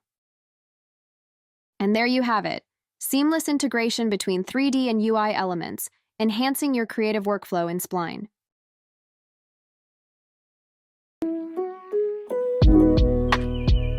Welcome to the world of particle emitters with Spline. In this section, we'll explore the fascinating realm of particle effects, from colors to movement, and even custom shapes. Let's dive into the magic of particles. With the particle emitter, you have full control over the appearance and behavior of your particles. Let's get started. To begin, navigate to the toolbar and click the plus icon button. From the menu that appears, select Particle Emitter. So already, by default, you can see some particles, which is pretty cool, right? Take a look at the various settings on the sidebar. Now, let's delve into these settings. Starting with Color A and Color B, these define the color gradient of your particles. Color A represents the starting point, while Color B represents the end point. Next, we have the blending mode, offering two options, blend and random. Let's opt for randomness and witness the particles take on a myriad of colors.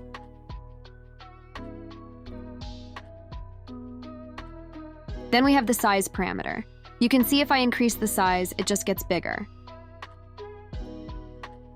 Rotation adds another layer of dynamism to our particles. Let's observe how adjusting rotation alters their movement. Now let's talk about birth rate. If I increase the birth rate, you can see now I have a lot more particles being generated. The lifetime parameter dictates how long particles remain visible. Adjusting this parameter allows us to control the duration of particle movement.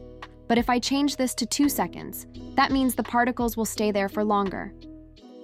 Fading offers two options, alpha fade and size fade. These parameters determine how particles fade in and out over time, creating smooth transitions. Alpha fade means particles start with full opacity and end with zero opacity. Size fade refers to how the particle size changes over its lifetime. Next, we have speed. If I increase the speed, it just gets faster. Speed determines how fast particles move. The faster it is, the less you see, because it's just too fast. Orientation becomes more apparent when we explore different emitter shapes. By altering orientation, we can change the direction of particle emission.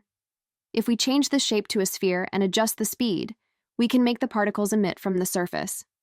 Switching to a surface emitter, we witness particles emitting from the surface of a sphere. Gravity plays a crucial role here, determining the direction of particle movement. Switching to a surface emitter, particles emit from the surface of a defined shape, like a sphere or cube.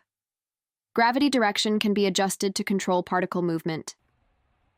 Now, you might be wondering why the particles are going up. That's because we have a force, gravity. Gravity, the force that pulls your particles down. Adjust gravity settings to control their movement. If you want something more like normal gravity, you can use a negative number, and the particles will fall down. Custom textures offer endless possibilities for particle design. By selecting different textures, we can create unique visual effects, from smoke to fire and beyond. Press the default button to upload an image to be utilized in the particles. Please note that we can't upload SVG files. Alternatively, you can use the preset by clicking on the 4 dots icon here. You can add your image to the preset by clicking on this plus icon. By default, you will see this dot. If I click here, it changes to dot blur. This one represents dust, and this one represents snow. Then we have dot sharp, and finally, the ring. We can create something very cool with these dots. Okay, I've changed it back to default. Now, I want to change the shape to a plane, and I can also make it bigger. After that, I'm going to rotate it to the origin and switch to isometric mode. Next, let's explore the particle noise settings. The noise is a 3D noise that is applied to the movement. You can see how the particles are moving in an interesting way. Let's take a closer look at the settings. First, we have the type option, where you can choose the noise algorithm. Curl creates swirls and vortex-like patterns. Simplex offers smoother organic patterns, and FBM generates complex, layered patterns. Next, we have the scale slider, which adjusts the size of the noise patterns. Increase the scale for larger, more pronounced patterns, or decrease it for finer details. The variation slider alters the randomness within the noise, adding complexity to the motion. Increase the variation for more chaotic movement, or decrease it for smoother transitions. Lastly, we have the seed input field, which provides consistency by starting the noise from the same point. Use different seed values to experiment with different motion patterns. Look at that, each particle has a mind of its own. Now let's give each particle its own personality with randomness in scale and rotation. See how each particle behaves differently? It adds a touch of realism to the simulation. This adds randomness to the mass of the particles. Next, let's explore particle force. But first, let's start by creating a new emitter and hiding the other.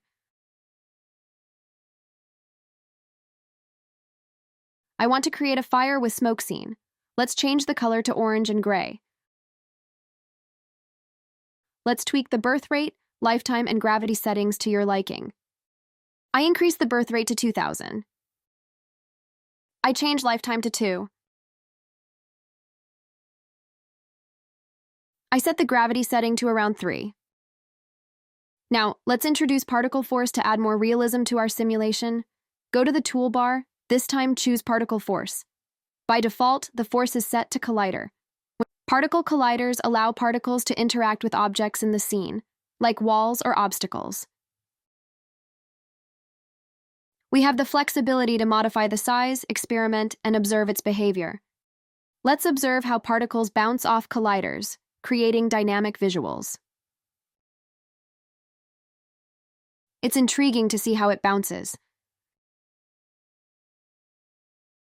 We can also rotate the particle emitter and alter its shape. It's enjoyable to experiment with these features. But what if we want a different type of force? Let's explore other options. Now let's explore the fascinating dynamics of attraction forces within our particle simulation. Attractors create a focal point that particles are drawn towards, similar to how gravity pulls objects to a center. By placing an attractor in your scene, the particles will converge towards its location, allowing you to simulate effects such as objects being pulled into a black hole or swirling towards a drain. Adjusting the strength and range of the attractor lets you fine-tune how aggressively the particles move towards this focal point.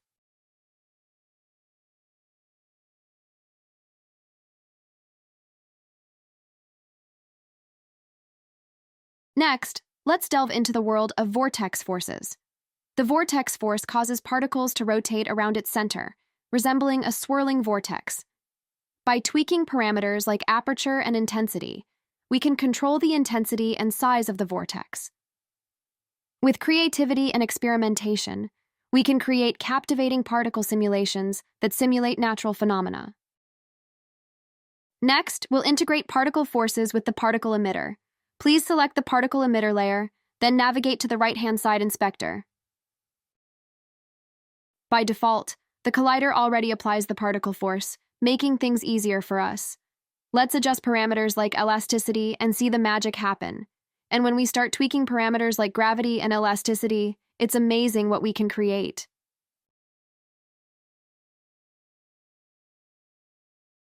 Next, let's focus on the particle emitter panel. Let's delve into these settings and explore their functionalities. From the particle emitter panel, you can change properties related to how the particles are emitted, starting with the shape. Choose from options like plane, box, sphere, torus, cone, or even a custom shape to define the emitter's shape. Next, adjust the size parameter to control the size of the emitter object. This determines the overall size of the emitter, influencing the spread and density of emitted particles. Decide whether the emitter emits particles automatically by toggling the autoplay option. Enable autoplay for continuous emission, or disable it to manually trigger particle emission. Choose between infinite, loop, or one-time emission cycles. For loop and one-time emissions, further customize timing with the delay and duration parameters. Adjust the delay to specify how long until the emitter starts emitting, and set the duration to control how long the emission lasts. With these customizable properties, you can tailor particle emission to suit your project's needs. Now that you're familiar with the basics, let's dive into a practical exercise. Together, we'll recreate this particle animation step by step. Begin by opening Spline and starting a new project. Ensure your project's background is set to black for better contrast. Now let's create our first particle emitter. Navigate to the toolbar and select Particle Emitter. By default, the particle emitter is aligned to the center. Shape your particle emitter by selecting a custom object, such as a sphere or any other shape that suits your preference. Then, adjust the size to 224 units each and enable autoplay for seamless animation. Now let's adjust the color to a vibrant A magenta and a cool B aqua, or choose colors that speak to you. Set the coloring mode to random for that dynamic, lively mix. Adjust the size to 2 for visibility. Simply press Command+ to zoom in and get a closer look at the action. Set the rotation to 1 to get them moving, and a birth rate of 2000 to fill our canvas with life. Ensure they have a lifetime of 6 seconds, fading linearly out to simulate a natural dissipation. With a speed of 5 and orientation set to surface, our particles will flow with purpose. Lastly, select a sharp dot image to give our particles a crisp, defined look. In this panel, there's no need to make any adjustments.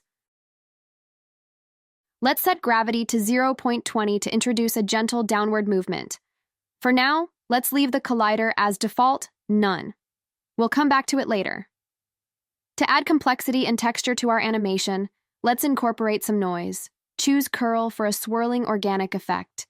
Adjust the scale to 6 and variation to 10 for that perfect blend of uniformity and chaos. Set the seed to 100 to lock in our noise pattern. For the final touch, we're dialing back on the randomness. Setting scale and rotation to 0 ensures our particles follow the emitter's lead without straying too far. But, by setting mass to 1, we give them just enough weight to feel grounded in our digital space. Let's name this layer Small Particle Emitter. Now press Command+D to duplicate the layer. Let's rename the duplicate to Big Particle Emitter. Next, we'll go to the particle emitter settings and make some adjustments. Now, let's tailor the attributes of our big particle emitter. Set color A to purple and color B to aqua. Opt for the random coloring mode to infuse variety. Increase the size to 4 for a larger presence, maintaining a rotation of 1 for subtle movement. Adjust the birth rate to 200 to achieve a slower emission. Extend the lifetime to 6 seconds, with alpha and size fading set to linear fade out for a smooth transition. Reduce the speed to 2 for a more leisurely pace. Lastly, select the dot blur image to add a soft, ethereal touch. Just like before, customize the shape of our emitter to a custom object, selecting sphere for consistency. Maintain uniform size settings, enable autoplay, and set emit time to infinite for continuous emission. This setting remains the same. Next, we'll import this icon and set up the particle emitter accordingly. Click on the import button located at the bottom left of the app, select SVG, and locate your image file. Position it at the center of your workspace. For greater visibility, let's change the color to white. Navigate to the Layer panel and ungroup by pressing Command-Shift-G. And you can delete this one. You can press on Command+ for zoom in. Let's select the 2 shapes we want to work with. Navigate to the Shape property and change the extrusion value to 4. This will give our shapes some depth and dimension. Select the same 2 shapes again, but this time, navigate to the Boolean modifier property. Use the subtraction icon to create interesting cutouts and intersections between the shapes. But wait, we're not done yet. Let's go back and select the shape 0. Navigate to the Shape panel once more. You'll notice that the subtraction effect is no longer visible. To make it pop, let's increase the extrusion value to 5. Remember, the number must be greater than before to really make that subtraction stand out. Let's rename it Home. Set the position to 000. We can hide this icon. Now for the magic wand moment, creating our particle emitter. Head over to the toolbar, tap on the plus icon, and select Particle Emitter. Change the name to Home Particle Emitter. Let's place it right at the heart of our icon. Go to Setting and set color A to purple and color B to magenta, or choose your preferred colors. Adjust the size to 2 and rotation to 0. Set the birth rate to 1000 particles to create a vibrant display. Extend the lifetime to 4 seconds with constant alpha and size fading. Set the speed to 1 and orientation to axis for controlled movement. Finally, select the dot sharp image for crisp particle definition. Change color B to 40% opacity. Opt for a custom object shape for our emitter. Choose Home, or upload your custom image. Standardize the size to 8 for a substantial presence. Enable autoplay and set emit time to infinite for continuous emission. Fine-tune the forces acting on our particles. Set the gravity to 0.06 for a slight downward dip, creating a whimsical effect. Leave the collider settings at none for unrestricted movement. Leave the particle noise property as it is. The rest remain the same. To preview it, click on the play button. I've noticed that the icon appears quite small. To address this, let's navigate to the particle emitter settings and increase the size to 8. Let's preview it again. Now the size looks much better. I noticed that the particles are quite large. I want to make them smaller. Let's navigate to the particle force settings and decrease the gravity to 0.06. Notice how the particles appear softer now. All right, let's preview the scene. Amazing. I'm happy with the result. Next, let's summon our particle forces. Head over to the trusty toolbar, give it a click, and select Particle Forces. By default, the particle force is automatically applied to the particle emitter. But I don't want that. Select the particle emitter with the house object. Navigate to the particle force panel. In the collider settings, select None from the drop-down menu. These steps ensure the emitter is unaffected by external forces. Navigate back to Particle Forces layer. Let's set boundaries for our particles. Select Collider Force Type, shape it into a sphere, and size it to 220 units for containment. Let's start by applying particle force to our emitters for dynamic animations. Start by selecting the Big Particle Emitter layer. Head over to the Particle Force panel for the magic.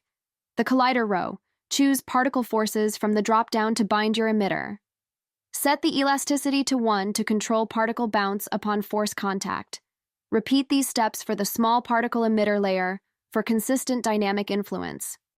We observe increased movement. Let's preview it now. Looks good. Now let's add an interactive twist with a follow event. Select your particle force layer. This layer will be the focus of our interactive event. Navigate to the Events panel. This is where we'll make our animation responsive. Click the plus icon to add a new event. It's time to create interaction. Change the event type from Start to Follow. This will make the force follow your cursor or touch, adding a layer of interactivity. Leave the settings as default or experiment to find what best suits your vision. I'm really impressed by this interaction. The interaction between the force and the particles is captivating. The animation adds a beautiful dynamic to the scene. Well done indeed. Next up, let's take advantage of the animated turntable feature to add a captivating rotation to our scene. Simply head over to the play settings to find it. Once there, all it takes is a quick toggle to activate this mesmerizing effect. Now, it's time to refine our rotation to get just the right effect. The speed parameter allows you to define how fast your scene rotates, from slow and subtle to fast and dynamic. And with direction, you have full control over the rotation's orientation, whether it's clockwise or counterclockwise. Play around with these settings until you find the perfect spin for your scene. Congratulations! You've completed our journey through the mesmerizing world of particle effects in Spline. By mastering particle emitters, forces, and colliders, you now possess the tools to create stunning visual experiences that captivate and engage your audience. With Spline, the possibilities are endless, so don't hesitate to experiment, refine, and push the boundaries of what's possible with particle animation. I will see you in the next section. In this section, we're going in depth as to how you can bring your 3D into a SwiftUI project, which means that you can essentially make it work for the iPhone, iPad, Mac, as well as the Vision Pro. So we're going to learn how to set up properly the 3D asset, but also how to export that using different techniques such as embedding using a URL or downloading the Spline file and putting that into your Xcode project. Furthermore, you can also download a pre-made Xcode project and you can update that to make it available on the Vision Pro using the Spline mirror. Now, the first thing you're going to need is Xcode 15. It's not going to work for any version below that. And so you can download that from the Apple website, and you're going to be able to test all your apps for all the platforms mentioned. Secondly, it's important to note that you can test everything using Xcode, but with just an Apple ID. So you don't need a developer account. However, if you want to test it on your device, you're going to need to set up a developer account. It can be free. Now, if you want to publish your app to the App Store, you can enroll to the Apple Developer Program, which allows you to publish your app to the App Store. Most importantly, it's really important to note that you should read the documentation from Spline. And this is where you're going to see the latest updates, but also they explain all the specs, what is supported and not, and they even provide a sample Xcode project for you to test out. So this is pretty cool.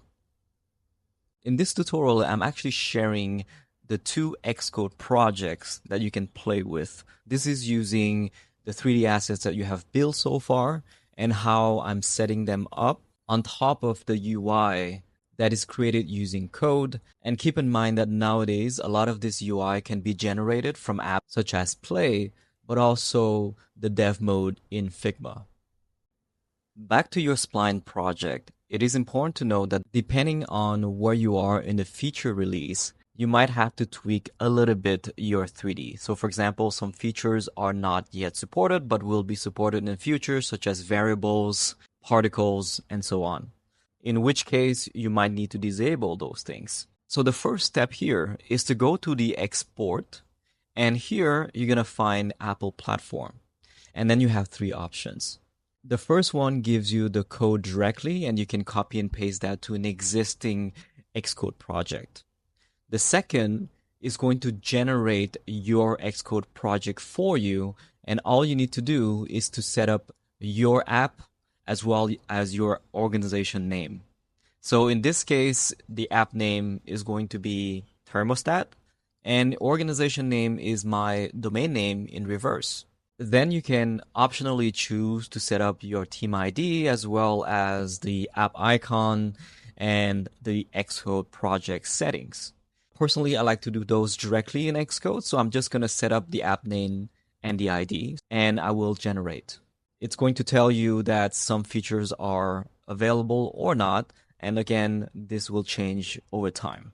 Once your project is downloaded, you're going to open the folder which contains the Xcode project. And this is where you're going to double click on Xcode, and it's going to open the project where everything is installed, including the library, which is Spline. And then you're going to find the project files on the navigator. And so you're going to open the content view if it's not open. So this is your code so far. In content view, you're going to make sure to select an iOS device. In this case, I'm going to use the iPhone 15 Pro Max because that's the device that I own. As the preview runs, you're going to make sure that you are in the play mode so that the 3D is going to play. And voila, you can see that your 3D works seamlessly. You can manipulate it, you can orbit, and then you can pan it as well as play with the events and the interactions. Notice that the Xcode project that they provide is using a local file. So it's named as scene.splineswift, and you can see the file right here. This is definitely recommended for offline use, and you won't have to wait for the asset to load if you were to use a URL. However, it's going to add to the size of your app. Back in Spline, in the export settings, it's good to note that you can customize the orbit to use 1 finger instead of 2 fingers. This is going to allow you to orbit the 3D as you swipe with 1 finger. By default, it's going to be set to 2 fingers, which is not going to be as obvious. But everything else is very similar to the way you would use for the web So this is definitely great for someone who's starting out, has never opened Xcode before. But now let's get into the embed. As you update your 3D file and you want to see the changes, you do iterations, you don't want to always have to create a new Xcode project every single time. Furthermore, you don't necessarily want to download the Spline file for every single update neither. So having a URL is going to be much easier and much faster to iterate. In this case, Spline provides the embed code, and then you can use that on any new view for an existing Xcode project. So I can just copy this code right here and then go back to my Xcode project, and right before the preview, I'm going to paste the code. And here, instead of using a local file, I'm using the URL, which is going to take the latest version of my Spline file. And the next time that I make changes, I can just update. And since this is using the Spline URL, I don't need to update the code anymore. I just need to refresh my view by pressing space, for example, and it's going to reload the Spline to the latest version, similarly to how you do it on the web. I also think that it's really good to know how to create your own Xcode project instead of having something that is created for you. So I'm going to walk you through the process of creating from scratch. As we focus on Xcode, you're going to go to the welcome screen. And this is where you can create a new project. And then you're going to select the platform. But in this case, we're going to focus on iOS. And then we'll select app, which is the most common starting point, and click next. Then just like previously, I'm going to name this Thermostat with the organization ID, then select interface SwiftUI, language Swift, and then click next, then create. I'm going to put that in my downloads folder. Now, as you can see, as you create a new project without even having to set up the development team, I was able to land directly in my content view with the preview working.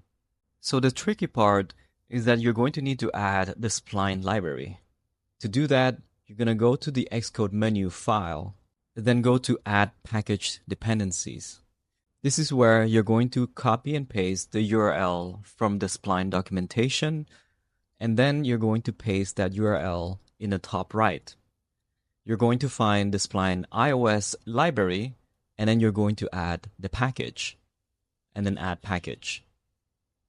Once the package is installed, now I can just repeat the same step, copy the SwiftUI code, and then bring that code to Xcode, replacing the part about import SwiftUI to before preview. So this is going to load your preview, and you're going to see your 3D asset fully working. And then if you want to manually download the scene file, you're going to click on the download button, and then you're going to drag and drop the file into your navigator, and then you're going to select copy items if needed, create groups, and then add to target, and then finish. This is going to take the same name as your Spline file, so feel free to rename it to be simpler, such as scene. And then I'm going to go back to content view, and I will comment the URL and uncomment. So this is the scene, which is the name of the file, .spline swift, and it's loading the local version. Again, you can enable and disable one or the other as you make your iterations. And if you have exactly the same name as your file or your URL, then everything should be fully functional. Now, it's important to note that the top portion of Xcode, this is where you want to build your app to. You can either use a simulator or you can use your phone as well. In your preview, you can choose between automatic, which is going to take exactly the device that you're building to, or you can have a different one, such as the iPad here versus the iPhone here. If you want to test it on the actual device, you're going to click on play. And I'm going to select my iPhone. However, to be able to test on the device, you're going to absolutely need a development team. So I'm going to select mine and build that again. It's going to automatically set the sign-in certificate for you, and it might take a while to load. For the first time that you're running on your device, it's important to note that you have to connect via USB. And for Xcode to recognize it, you're going to need to go to Xcode menu, device, and simulator. And here you should be able to see the device that you have connected via USB. But also in the future, you can decide to run it using the network. So you don't need to connect via USB anymore. It's going to be a little bit slower, but it's definitely worth it for iterations. Now, if you want to test on the simulator, you don't actually need a developer account. So here I'm going to select the iPhone 15 Pro Max, and I'm going to set it back to automatic. Then I'll run it. Then voila, you have the iOS app running on the simulator. Now from here, you can add UI to your app on top of the 3D asset. For example, I set up 2 projects for you that you can download. You can see that you have the Spline URL here. And then on top of that, we're using the overlay, which includes the UI itself, so the menu on the top and the menu at the bottom, as well as setting everything to dark mode, so that the material sheet is going to use the dark version instead. You can definitely learn more about SwiftUI. I have a bunch of courses around that, which I'm going to link in the description. So we have the Thermostat project, as well as the 3D house project that you can check. It's using a different Spline file, and the interface is also different. Keep in mind that your Spline 3D assets can also work for the iPad as well as for the Mac. So in this case, I'm going to select my Mac and build it. And voila, I have my 3D fully working along with my SwiftUI code. It's good to know that SwiftUI works on all Apple platforms, which makes it a perfect language to learn if you want to develop for multiple platforms all at once using similar techniques. Now let's get into visionOS. So to make it work for visionOS, you don't need to do much at all. In fact, you can go to visionOS and you can see that the SwiftUI code is exactly the same. In Xcode, you can just select the Apple Vision Pro as the simulator, and then you can run it. So this is going to show the Vision Pro simulator and how the scene looks like, how you can manipulate it, and you can see that it works very similarly to the iPad version or the iPhone version. In this scene, you can move around using these controls and pan around the room, as well as rotating and move forward or backward. You can test the orientation of the window, and at the very top, you can go to Home for the apps in visionOS. You can take screenshots. You can capture the pointer and the keyboard, and then you can change the scene. So if you want a scene in light mode or a different scene totally, then you can do so as well. So your 3D scene works great as a window. Finally, you can also test your visionOS 3D asset directly in the Vision Pro. So all you need to do is just to update your 3D asset, and then you're going to go to the Spline mirror in the App Store. You're going to download the app directly from the Vision Pro. This is where you're going to be able to test all your 3D assets, including the ones that are samples from the Spline team. Now, it is important to note that you should probably have a different version for the visionOS volume and immersive experience. For example, it's not going to be treated like a window inside an app. So the background here doesn't make much sense in this context. So I'm going to go to a different file, and then I'm going to go to the visionOS version of Thermostat, where I have no background. And also some of the features are not yet supported comparatively to the window version. So you might have to adjust, which is why you should have a different version for visionOS. Once you have made all of these adjustments, after you download the application in visionOS, you're going to need to log in, and then here you're going to find all the recent 3D assets that you have saved and updated. And you can experience all of them in the volume mode as well as the immersive experience. That's really cool. So this concludes our course into bringing 3D assets into iOS, iPadOS, macOS, and visionOS apps. You can definitely experiment with all kinds of 3D assets from the community, but also from the library. In Xcode Preview, the simulators, as well as the Vision Pro experience. I hope you enjoyed the 3-hour course that we spent so much time building and iterating with many files that we experimented with. This is a long course that takes so much time to plan and create, and it's offered for free thanks to Spline sponsorship. And we are extremely grateful to be able to teach you all of these amazing techniques. If you enjoyed the course, give us a shout out on Twitter, Instagram, Threads, and TikTok, and follow our journey on these platforms. We thank you for taking this course, and we hope to see you in the next one.